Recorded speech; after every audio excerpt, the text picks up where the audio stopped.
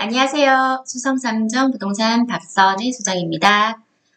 제가 지난주에 방송을 한번 건너뛰다 보니까 710 부동산 대책에 대해서 이제서야 영상을 찍게 되었습니다. 말도 많고 탈도 많은 710 부동산 대책. 제가 부제로 누구를 위한 부동산 대책인가 라고 지었어요. 정말 이 대책을 보면서 도대체 누구를 위한 대책인가 하는 생각을 정말 많이 했거든요. 그러다 보니까 이런 제목을 짓게 되었는데요. 한번 살펴보겠습니다. 710 부동산 대책은 이렇게 요약이 되더라고요. 첫 번째, 서민 실수요자 부담 경감. 두 번째, 실수요자를 위한 주택 공급 확대. 세 번째, 다주택자 단기 거래에 대한 부동산 세제 강화. 네 번째, 등록임대사업체 제도 보완이라고 되어 있는데요. 첫 번째, 서민 실수요자 부담 경감 먼저 살펴보시면요. 지금 가장 눈에 들어오는 게 생애 최초 특별 공급을 확대한다고 되어 있어요. 기존에도 국민주택 같은 경우에는 특별 공급이 80%나 돼 왔었어요. 그런데 여기에 더 늘려가지고 85%가 되는데요. 내용을 보시면은 기간 추천, 다자녀, 노부모, 신혼, 생애 최초라고 되어 있어요. 저는 다자녀, 신혼, 그리고 생애 최초가 다 비슷한 내용이 아닌가 하는 생각이 듭니다. 그리고 그전에는 국민주택에 대해서만 생애 최초 특별 공급이 되었었는데요. 이제 민영주택에 대해서도 생애 최초 특별 공급을 한다고 합니다. 그래서 일반 공급 비율이요. 국민주택 같은 경우에는 지금 변경돼서 15% 밖에 되지 않고요. 그리고 민영주택 같은 경우에는 일반 공급이 42%, 50%가 되고 있어요. 다자녀라고 해도 대부분 20, 30대에 자녀가 이제 학교를 간다든지 아니면은 직장이 이동이 어렵다든지 이럴 경우에 이제 안정적으로 거주하기 위해서 특별공급 신청하는 경우가 많아요. 그리고 신혼부부도 당연히 20, 30대가 많겠죠. 또 생애 최초도 생각해보면은 40대, 50대의 생애 최초로 주택을 구매하는 경우는 정말 그 비율은 얼마 되지 않다고 생각합니다. 그렇게 따지면 다자녀, 신혼부부 생애 최초가 전부 다 20, 30대에 해당된다고 보면 40대, 50대 무주택 같은 경우에는 일반 공급을 기대할 수밖에 없는데 그 비율이 지금 많이 줄었죠. 국민주택은 아직 아예 꿈도 꿀 수 없는 수준이고 민영주택 같은 경우에도 이제 50% 확률밖에 되지 않고 무주택으로 지금까지 가점을 차곡차곡 쌓아왔는데 이제 일반 공급을 좀 받아 보려고 했는데 기회가 지금 많이 상실됐다고 할 수가 있겠죠. 저는 이 정책에서 40대, 50대 무주택자에 대한 대책은 없었다고 그렇게 생각이 됩니다. 그리고 옆에 보시면 신혼부부 특별공급 소득기준 완화라고 되어 있습니다. 세계 최초로 주택을 구입하는 신혼부부의 소득기준을 완화한다고 되어 있는데 저는 소득기준을 완화한다는 부분에 대해서는 찬성이에요. 소득이 작든 크든 처음으로 주택을 받을 수 있는 그런 기회는 넓어져야 된다고 생각을 하거든요. 그런데 제가 아까 말씀드렸다시피 지금 40대, 50대가 너무 많이 배제된 정책이다 보니까 거기에 대해서 아쉬움이 좀 큽니다. 그리고 다음을 한번 보시면은 생애 최초 주택에 대해서는 취득세를 감면해 준다고 되어 있어요. 현재는 신혼부부 생애 최초 구입 시에만 그 취득세를 감면해주는 그런 혜택이 있었는데요. 이제는 연령, 문 여부와 관계없이 확대를 해서 적용을 해준다고 합니다. 이거는 참 좋죠. 그런데 가만히 보면은 금액이 1억 5천 이하는 100% 감면을 해주고 1억 5천에서 3억, 수도권은 4억 원까지 50% 감면을 해준다고 합니다. 지금 주택난이 제일 심한 게 서울 수도권이죠. 제가 서울에 3억, 4억 이하 되는 아파트가 얼마나 되나 한번 봤어요. 서울은 정말 전멸이었습니다. 도시형 생활주택만 한 3억, 4억짜리가 있고요. 아파트의 경우는 아무리 구축이라 하더라도 4억에 사기 힘들죠. 그러니까 서울에 계시는 분들 같은 경우에는 감면 혜택을 받을 수 없다라고 그렇게 나올 수 있고요.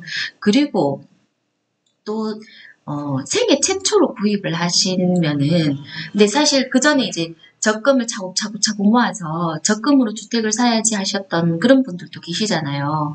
그러면 그분들 같은 경우에도 좋은 아파트, 새 아파트를 생애 최초로 사고 싶은 그런 마음이 계실 텐데, 그런데 3억 4억짜리 신축 아파트는 잘 없어요. 구축을 사야만이 취득세 감면 혜택을 받을 수 있다고 되어 있어요. 그렇게 해석이 저는 그렇게 되는데요.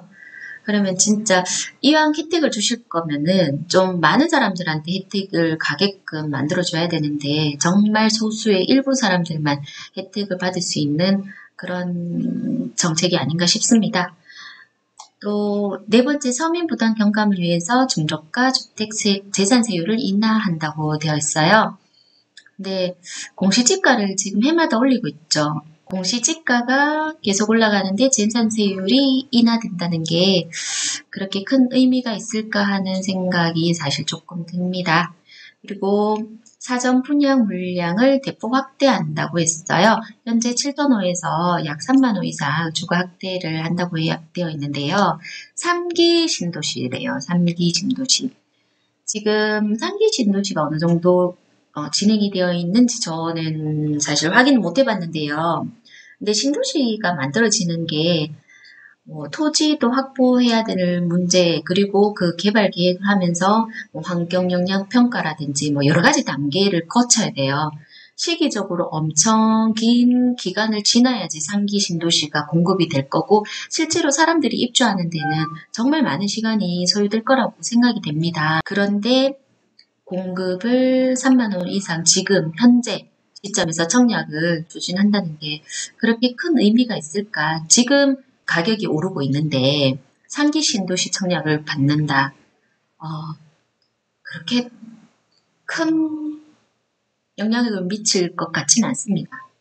차라리 지금 현재 진행되고 있는 재개발, 재건축에 대해서 규제를 완화시켜서 더 빨리 공급될 수 있는 그런 것들에 추진하는 게 더 실질적인 대책이 아니었나 싶습니다. 또 서민 실수요자 소득 기준을 완화하겠다고 되어 있어요. 저는 완화는 좋다고 봐요. 완화를 하면은 투기 수요가 더 들어간다고 걱정을 해서 이렇게 완화에 소극적이신지는 모르겠지만, 그런데 가만히 보면은 투기 지역, 투기 과열 지구, 그리고 조정 대상 지역에 LTV DTI가 지금 규제를 받고 있어요. 그런데 투기 지역, 투기 과열 지구, 조정 대상 지역의 주택값은 사실 많이 비싸요. 가격이 계속 상승되는 지역이다 보니까 이런 규제가 나왔는데, 그런데 거기에 무주택 세대주라고 했으면 이 사람들은 6억이든 5억이든 10억이 되든 주택을 살 수 있는 기회를 좀 다양하게 줘야 되지 않겠나 하는 생각이 듭니다. 무주택 세대주가 진짜 실수요자가 아닐까 하는 생각이 드는데요. 실수요자한테 규제를 둔다는 게 사실 부담을 경감시켜 준다는 의미는 아니지 않나요? 그런 생각을 해봤고요. 그리고 잔금대출 규제, 경과조치 보완은 이거는 그렇게 해줘야 되죠. 규제 지역 지정 변경 전에 대출 규제를 해준다 하는 건 그거는 그렇게 해야 되죠. 대책이 예측 불가능하게 그렇게 나오면 안 되잖아요. 그죠? 그리고 다음 한 보시면요. 청년층에 대해서 전월세 대출 지원을 강화한다고 되어 있습니다. 사실 지금 청년들이 많이 힘든 거는 저도 알고 있어요. 그리고 그게 대해서 사회적으로 책임을 져야 된다는 부분에 대해서는 동감을 하고 있는데요. 그런데 이렇게 일괄적인 지원은 저는 반대를 합니다. 사실 청년층에 대한 지원도 어찌 보면 그 세금으로 해서 충당을 해야 되는 부분인데, 청년들을 지원을 해준다고 해서 40대, 50대, 60대에 세금을 걷어서 청년층을 지원을 해줄 수밖에 없잖아요. 그러면 한마디로 말해서 부모님들한테 세금을 걷어서 자녀한테 지원을 해준다는 거잖아요. 부모된 입장에서 내 자식한테 내가 그냥 자유롭게 지원을 해주는 게 좋지. 국가에서 세금이라는 명목으로 걷어서 자식들한테 지원해준다 하는 거는 부모님들의 경제활동을 많이 위축시킬 수 있지 않겠나 하는 생각이 듭니다. 차라리 저는 이거를 조금 차등적으로 청년이라고 해서 일괄적으로 다 지원을 해주는 것이 아니라 부모님이 지원을 해줄 수 있는 경우에는 뭐 배제시켜주고, 그리고 진짜로 지원이 필요한 그런 청년들 같은 경우에는 적극적으로 지원을 해주고 하는 차별적인 지원이 조금 더 낫지 않겠나 하는 그런 생각을 해봤고요. 그리고 두 번째 공급 정책이 있었죠. 지금 현재까지 현 정부가 공급은 충분하다. 그래서 공급 정책은 펼치지 않았고 지금까지 계속 세금 정책으로만 어떤 부동산 가격을 잡으려고 했었죠. 근데 이번에 공급에 대한 생각을 했다는 거에 대해서는 저는 좀 긍정적으로 보고 있어요. 그렇지만 여기서도 조금 아쉬운 게 있었던 게 공급이 지금 현재 부족한 지역이 많아요. 그리고 앞으로 1, 2년 후에도 부족하리라고 예상되는 지역이 많이 보이고 있습니다. 그러면 지금 진행되고 있는 재개발, 재건축에 대한 규제를 조금 완화시켜가지고 빨리 공급시켜줄 수 있는 그런 제도적인 보완이 좀 더 시급하지 않았나 하는 생각이 듭니다. 아까도 말씀드렸다시피 상기 신도시 같은 경우에는 공급되려고 하면은 한참 걸릴 텐데 그거 기다리다 보면은 지금 현재 무주택 분들은 숨 넘어갈 것 같아요. 조금 아쉬운 내용이죠. 그리고 세제 강화 정책, 이게 좀 하이라이트였죠. 요것도 한번 보겠습니다. 다주택자 종부세를 중과세율로 인상하겠다 되어 있어요. 종부세 개정하겠다 한 지도 얼마 안 됐는데 지금 또 새로 나왔어요. 네, 제 지인 얘기를 잠깐 해드리자면은 지금 현재 구미에 거주하고 있어요. 본인들이 한 1억 4천에 아파트를 매매해서 거주를 하다가 이제 아이가 크면서 학교가 가깝고 그리고 새 아파트에 이사를 하려고 2억 5천짜리 아파트 분양을 받아서 몇 년 전에 이사를 했어요. 근데 1억 4천 주고 샀던 아파트는 그때 이사할 당시에 주택 가격이 갑자기 떨어져가지고 1억도 안 되는 가격이 되는 바람에 1억도 안 됐을 뿐더러 팔리지도 않았어요. 그래서 지금까지 계속 가지고 있다가 최근에 구미 쪽에 이제 부동산 그 가격이 조금 상승이 있었죠. 그래서 그 1억 4천 주고 샀던 집은 1억 2천 정도까지 가격이 올라왔어요. 그리고 본인이 새 아파트 입주했던 아파트는 지금 2억 5천에서 한 3억 정도 상승되는 상태인데 기존 아파트는 2천만 원 손실, 새 아파트는 지금 그래봐야 이제 5천만 원 올랐으니까 그분 같은 경우에는 지금 한 4년 동안 3천만 원 정도 주택 가격이 올랐다고 볼 수 있죠. 그런데 이 지인이 기존에 이제 가지고 있었던 주택 같은 경우에는 낡고 오래돼서 처분도 어려울 뿐더러 이제 본인들 부모님을 모시려고 하니까 이 주택보다는 조금 깨끗하고 그리고 이사간 집하고 좀 더 가까이 있는 집에 모시려고 최근에 2억 5천만 원짜리 아파트를 하나 추가로 구매했어요. 구매하면서 기존 집은 나중에 자기가 샀던 가격 정도까지만 올라와도 팔아야지 하고 가지고 있었고 그리고 2억 5천짜리 아파트를 새로 샀는데 구매를 한 지는 한 달이 넘었어요. 한 달이 넘었는데 이 매도자 사정에 의해 가지고 잔금은 2021년 2월 달에 하기로 했습니다. 그러니까 아직까지 등기가 넘어오지 않은 상황이죠. 이 사람 같은 경우에는 당장 내년 6월 1일 전에 원래 제일 처음에 샀던 지금 현재 2천만 원 손실을 보고 있는 그 아파트를 팔 수 있으면 다행인데 지금 규제가 되는 바람에 구미도 부동산 시장이 얼음이 됐어요. 그러면 3주택이 되는 바람에 종부세 때문에 손해보고 이걸 팔아야 되나 하는 그런 상황이 돼요. 그리고 또 3주택이 되는 바람에 내년에 취득을 하게 되면은 뒤편에 나오겠지만 취득세가 12%가 됩니다. 부모님 모시려고 하는 그 마음에 2억 5천짜리 주택을 추가로 구매하는 바람에 3천만 원이라는 취득세를 내게 생겼어요. 사실 1억 4천짜리 2억 5천짜리 이런 아파트를 구매한다고 하면 정말 서민이잖아요. 서민인데 3천만 원의 취득세라 하는 게 정말 어마어마한데 근데 단순히 주택 개수로만 취득세를 부과한다 하는 게 정말 불합리적이지 않나 하는 그런 생각을 했습니다. 그리고 다주택 법인에 대해서 중과 세율 6% 적용하고 또 기본공제에 6억 상한을 적용하지 않겠다고 되어 있어요.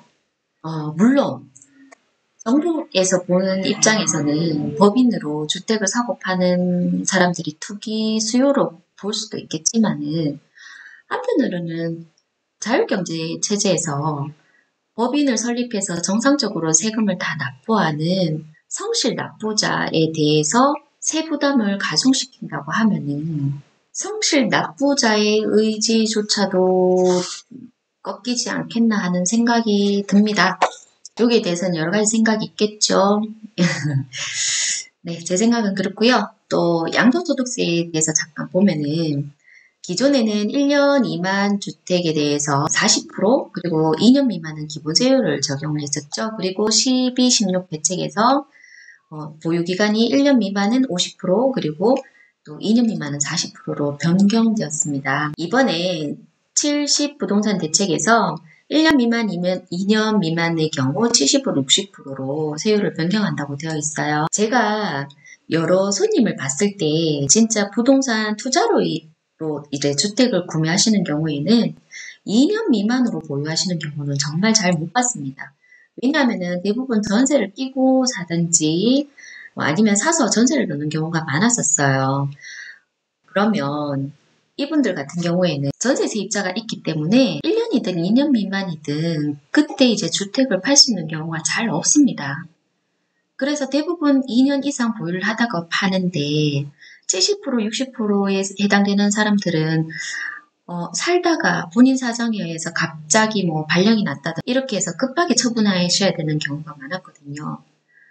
그런 사람들이 70%, 60%의 세금을 내야 된다고 하면은 정말 억울하지 않겠나 하는 생각이 듭니다. 또 분양권 또 70%, 60%또 바뀌었어요. 그리고 2년 이상이 되더라도 60% 세율은 그러니까 한마디로 분양권 상태에서는 70%, 60% 세금을 다 내라.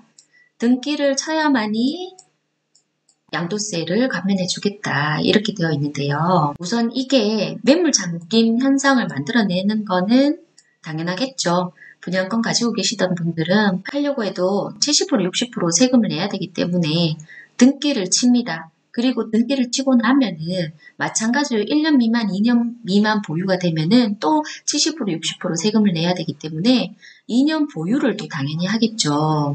그러면 가뜩이나 주택이 부족한 지역 같은 경우에는 지금 현재 분양권 상태 그리고 향후에 등기치고 2년까지 꽤 많은 시간 동안 매물 잠김 현상이 지속될 수밖에 없어요. 또 분양권은 정말 좀 어려운 사람들에게는 사다리 역할이 진짜 했었어요. 신규 아파트 공급할 때에 분양가가 사실 저렴한 아파트는 없습니다. 대부분 좀 비싸죠. 비싼 아파트지만 본인은 무주택으로 오래 있고 자녀도 있고 뭐 여러 가지 일의 상황에 의해 가지고 가점이 높은 그런 분들이 계셨어요. 근데 그분들이 실질적으로 그 아파트를 분양받아서 살기에는 본인 소득 수준이나 이런 게 많이 어렵기 때문에 하지는 못했지만 그 가점으로 해가지고 당첨이 되어서 그걸 팔아서 또 그 팔았는 돈으로 해서 본인이 이제 다른 집을 살 때 보탬이 되는 그런 경우를 제가 많이 봤었거든요. 그러면 청약 가점이 높은 서민들 같은 경우에는 당첨으로 인해서 사다리 내지는 가게에 큰 보탬이 되는 경우를 많이 봤었는데 근데 진짜 등기까지 치고 그리고 2년 보유를 하지 않는 사람 같은 경우에는 아예 분양권을 청약할 수 있는 기회 자체가 없어졌잖아요. 그러면 정말 서민 같은 경우에는 그런 행운까지도 박탈된 그런 상황이죠. 규제지역 다주택자 양도세 중과세율을 인상한다고 되어 있습니다. 이것도 마찬가지로 매물 잠김 현상이 나올 수밖에 없죠. 규제지역을 살펴보면은 대부분 주택 공급이 부족한 경우에 규제지역이에요. 그런데 양도세까지 과중된다고 하면은 누가 많은 세금을 내고 집을 팔겠습니까? 차라리 양도세를 내는 것보다는 종부세를 조금 더 내고 어차피 공급이 없으니까 주택 가격이 오를 거라는 거는 뭐 자명한 사실이잖아요. 그러니까 어차피 오를 거 양도세 낼 바에는 종부세 내겠다는 그런 선택을 하지 않을까요? 이런 세금 정책으로 인한 특히 이런 규제 정책으로 인한 부동산 가격 안정화 효과는 보기 어렵지 않겠나 하는 그런 생각을 해봅니다. 다음으로 세제 강화 정책이 더 있었죠? 취득세, 재산세 얘기가 또 있었는데요. 먼저 취득세를 살펴보면은 개정돼서 1주택 같은 경우에는 주택가액에 따라 1에서 3%, 그리고 2주택 같은 경우에는 8%, 그리고 3, 4주택 법인은 12%라는 어마어마한 취득세율을 낳게 됩니다. 제가 앞서 말씀드렸다시피 제 지인 같은 경우에는 내년 2월 달에 등기를 하게 되면은 12%의 세금을 물게 돼 있어요. 부모님을 가까이 모시려고 했던 그 마음으로 주택을 하나 더 구매했는데 3천만 원이라는 취득세를 납부하게 생겼습니다. 요즘에 그 친구 같은 경우에는 밤잠을 설치고 있어요. 이게 진짜 누구를 위한 그런 부동산 정책인지 모르겠습니다. 정말 서민을 위한 건지, 정말 부동산 가격을 잡고자 하는 그런 내용인지 생각을 하게 되네요. 그리고 또 보시면은 재산세에 대한 내용도 있죠. 부동산 신탁 시 보유세 납세자를 수탁자, 그러니까 기존에는 신탁사가 냈었죠. 근데 이제 위탁자로 변경하겠다는 내용인데요. 제가 신탁법까지는 정확하게 잘 몰라요. 근데 신탁법에서 신탁자가 납세 의무자가 된다는 내용은 알고 있는데 그렇게 된다면은 지금 부동산 신탁뿐만 아니라 여러 신탁 재산이 있을 거 아닙니까? 근데 여러 신탁 재산에 대해서 전부 다 납세자를 위탁자로 해야 되는 게 법의 형평성이 맞지 않나 싶습니다. 법의 잣대가 매번 다르다고 하면은 그러면 법을 신뢰하기가 좀 어렵지 않을까요? 그리고 또 제가 마지막에는 임대사업자 종말편이라는 제목을 지을 수밖에 없었는데요. 몇 년 전만 하더라도 정부에서 나서서 등록 임대사업자를 하라고 안 하면은 벌금을 물겠다고 그렇게 협박까지 했었죠. 그런데 이제 와서 임대사업자를 없애라고 하네요. 오히려 임대사업자가 투기자, 범죄자 취급을 당하는 그런 상황이 돼버렸습니다. 일관성 있는 그런 정부 정책이 고되는 요즘이라고 그런 생각이 듭니다. 지금까지 70 부동산 대책에 대해서 한번 살펴봤는데요. 오늘은 저의 생각이 좀 많이 들어갔습니다. 여러분들께서 이 정책에 대해서 만족도 하시고 불평도 하시고 그렇겠지만은 오로지 제 생각이라는 거 알아주셨으면 좋겠고요. 진짜 누구를 위한 부동산 정책인지 이 정책의 목적이 뭔지 법을 만들어 주시는 분들께서 한 번쯤 고민을 해봐 주셨으면 하는 그런 생각이 드는 정책이었다고 저는 그렇게 생각이 듭니다. 다음 시간에 또 다른 내용으로 찾아뵙겠습니다. 감사합니다.